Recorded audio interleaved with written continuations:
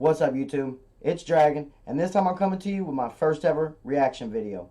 Now, as most of you know, the man Kizzle's back, and he came back with a vengeance. He came out with a rant video about patch 1.12 and some other things that's been bothering him and how he felt about them. Now, I'm not going to play the man's whole video, but I will leave the link down in the description. If you're watching this one, you should definitely go watch that one. But there's some parts in there that I felt need emphasized. Some parts that kind of opened my eyes to some things, and some parts that just entertained me. So I figured I would share my reaction with you guys. Let's go check that out.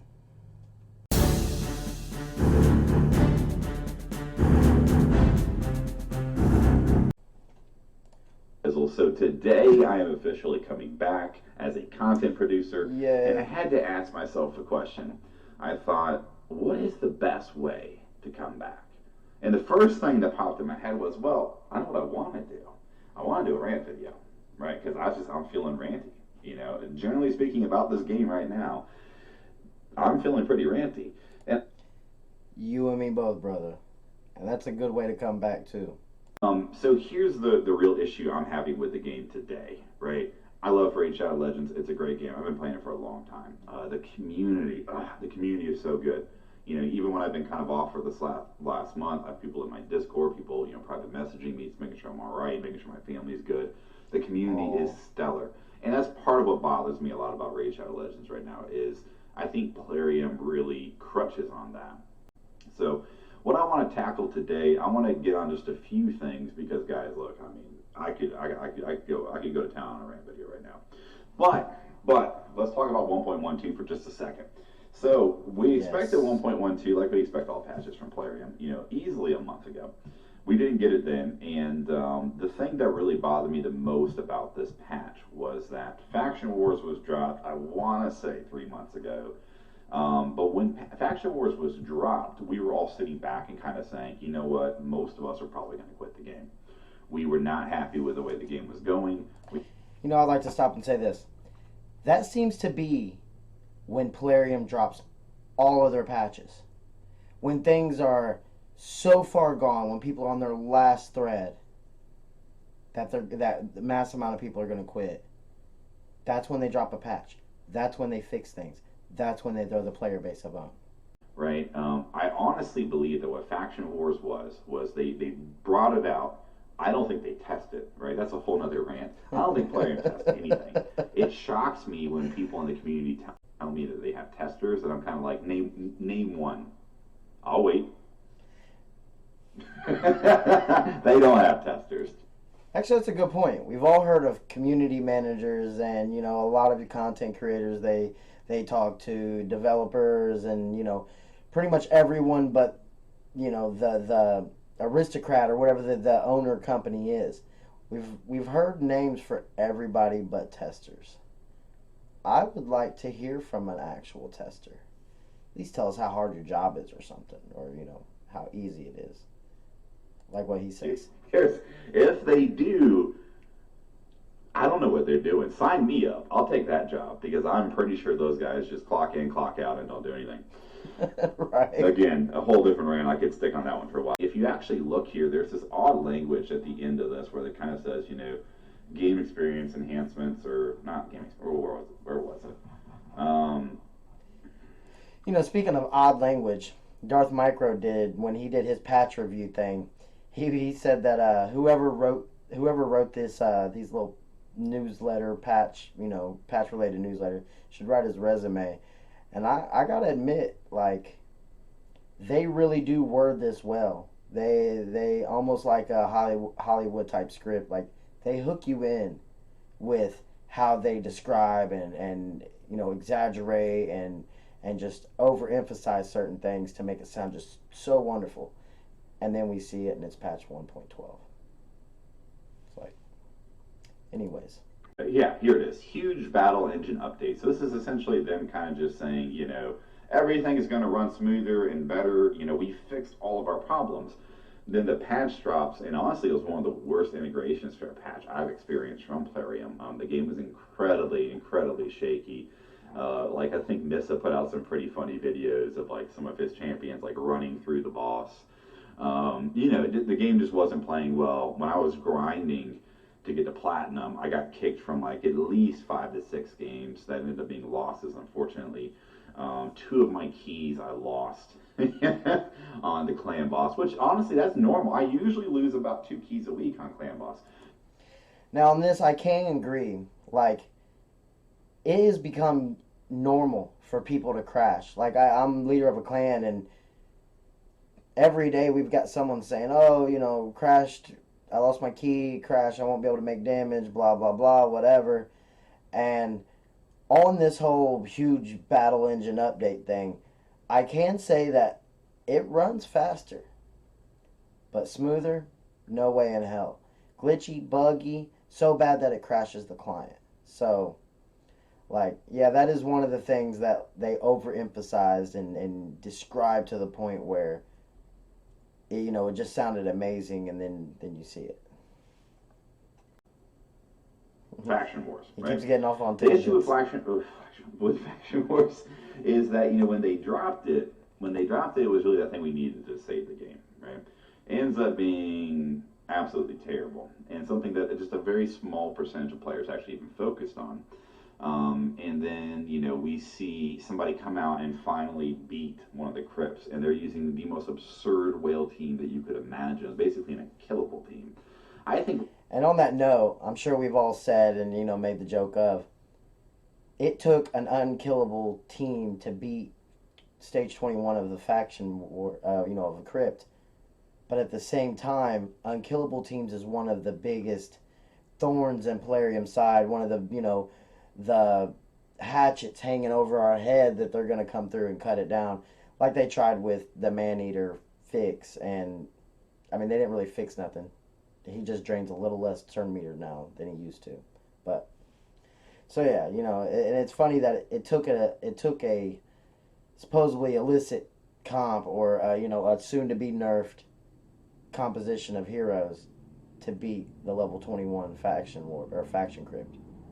And and then that's more or less what it took for them to nerf it. Right now, one thing I do like that the platinum arena is kind of this super competitive thing. It's going to have a leaderboard. One thing that's really driving me nuts about it right now is we don't know what the rewards are. How odd is that? So the platinum arena has been out for its first week. Today's Saturday, tomorrow's going to be Sunday. We'll get the rewards at some point tomorrow. We don't know what we're fighting for. We know that it's only 300 players. I don't know if the rewards are the same from player number 1 to player 300. If player 1's rewards are amazing and player 300 gets crap, I don't know. I have no clue. All right, on this will be the only little put a comment down below plug in I put here. We get this now, like after next reset. They'll be dropping soon. Like in the next hour or two, hopefully around the same time that this video drops. If you see this video before you get your rewards, tell me, what do you think that the platinum tier should get? Like, from 300 to 1, should it be a scaling system? What do you feel like is platinum tier worthy? It's supposed to be the exclusive elite of PvP for raid. I want to know what you feel is adequate for platinum tier arena. But knowing Plarium, I'm going to guess you'll probably get 2 pieces of divine gear, flat stats, ancient shard, maybe a skill book, maybe a blue one. You might need that. You might need that if you're at the top platinum tier. That's the thing that's the challenge right now. When we were I had a conversation with one of the the community managers on the YouTube content creator side maybe 2 months ago. I shared it with a few friends of mine, and I basically was like, hey man, one-on-one, I'm just going to tell you, I really don't like the way the game is going right now. I think that there's so much potential. I think there's so many mistakes being made. And he actually said at the end of the conversation, I asked him, I said, do your KPIs reflect what I'm saying to you? And he said, no, KPIs are good. And he said, I'll be honest with you, if the KPIs are good, there's probably not a whole lot that's going to change. That is probably the most transparent response that I've heard back from a content creator since. I mean, I'm not in connection with any of the developers or anything. I'm a small fry in there. in their little basket. But that is one of the most transparent things I've heard on YouTube, stream, anything like that. Like, and it just makes sense. It just makes sense. Like, if they think everything's going well, if their margins are up, and God, you damn near have to have a degree to even understand his explanation of things. But at the same time, I do. I understand. Things are looking up. Why would they change anything?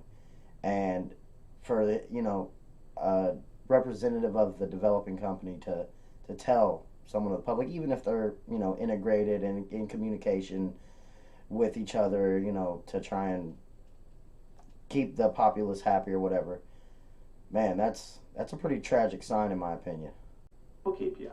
I really do. If they were measuring me alone, my retention would have been like, it would have been the tank of all tanks. I played nonstop every day, and then literally one day maybe started logging in once a week. And that's the story for a lot. I've been seeing this out of a lot of people. He's about to say that's a story for a lot of people, and you're right. Like there should almost be a support group for people who wanted to stay playing Raid, but there wasn't the drive, there wasn't the content, there wasn't the feel of appreciation, love from the developers who have no problem accepting your PayPal, Google, iTunes card transactions and all of that shit. Like there's nothing there, and people are just tired of it. And I guess Plarium's just playing the revolving door. Right, and the thing that you're not realizing is for every customer they gain, they're probably averaging somewhere in, let's say, the $250 to the $600 range, because this game has a way of really separating you from your disposable income. That ain't no joke either. There's quite a few people, and if I remember right, I read through the comments here where people go in the hole in life because they couldn't pass up on a good deal. I can easily say that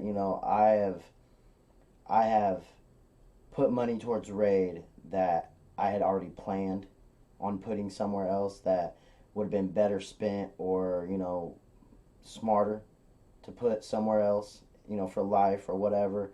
As a matter of fact, as a personal story, between the money that I've recently spent on Raid in the last 2 to 4 weeks and the fact that I have to buy a new car for, because our family car got wrecked or whatever, I won't be able to buy my new streaming rig that I plan on buying for Christmas this year. I'm gonna have to push that back. So, and I'm fairly good with my money, and I make decent, a respectable amount to at least take care of all my life stuff. And Raid has separated me from a good majority of my disposable income. And I know there's people out there with, weaker willpowers that have suffered because of this, this feeding, this tactic, this FOMO is what it's called, fear of missing out. It's tragic. And you guys, you really kind of reminded me numerous times over how important it was that I stayed and became or not became, but remained an active member of the community. So I'm going to do my part. Since you guys have showed me so much love, I'm going to be the best advocate I can be for the player base to Plarium. I must say this. I'm not... Pause your face at an epic point. Look at that. That's funny. I'm not like a huge Kizzle fan. Love his content.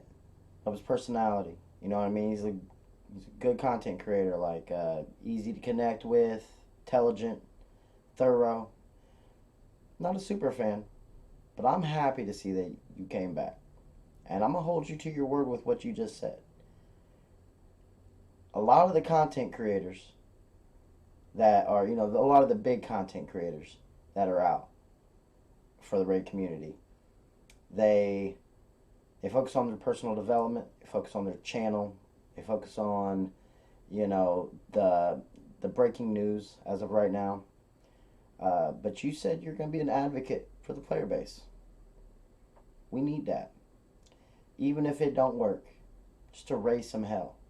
Stu had started and did it for a little while. And it's probably my favorite aspect of Stu. He was the ranter, the raver, the rager. He stirred shit up that at least stirred the rest of the player base on a regular basis. This ain't my first reaction to this video. I've watched it once before. But I that's what made me want to do a reaction to this video is you have some solid points, you explain some shit, you almost had that breaking window effect where once some things were said, like it's like, yeah, that's exactly what it is. That's exactly how it is. And I feel like even if, the player's advocate doesn't work, the shitstorm that would ensue from it would be worth a shot back. It's worth it. And like Stu said, it's good for the views. So I'd like to see more of this from you. Alright, I'd like to start by saying, welcome back, Kizzle. A lot of people were, concerned, asked about where he was. I've been in quite a few streams and things like that. Brad's, Darth's, even a few of these new up and coming streamers. Hey, I'm one of them. And say he was missed. You honestly was. As someone that's not a major part of your community or someone that didn't have much of any kind of contact with you before you left, your name was not lost. I'm excited to see what you're going to bring out, especially along the pretenses that you're doing this for the community. I'm going to hold you to your player's advocate thing. I would love for someone with a large audience with a loud enough voice to really stay consistent with these, well, what the hell are you doing? What the hell's going on? Type of videos. Also excited about your player guides and stuff like that. These are big points from this video that I feel need reiterating, needs a consistent amount of attention towards. That I'm a victim of it too. When they released the last new batch of heroes that had Krisk and Lacanis the Chosen and stuff like this, I saw these heroes and I'm like, oh my god, they're kids. I love them. I want them. I need them. I blah blah blah blah blah.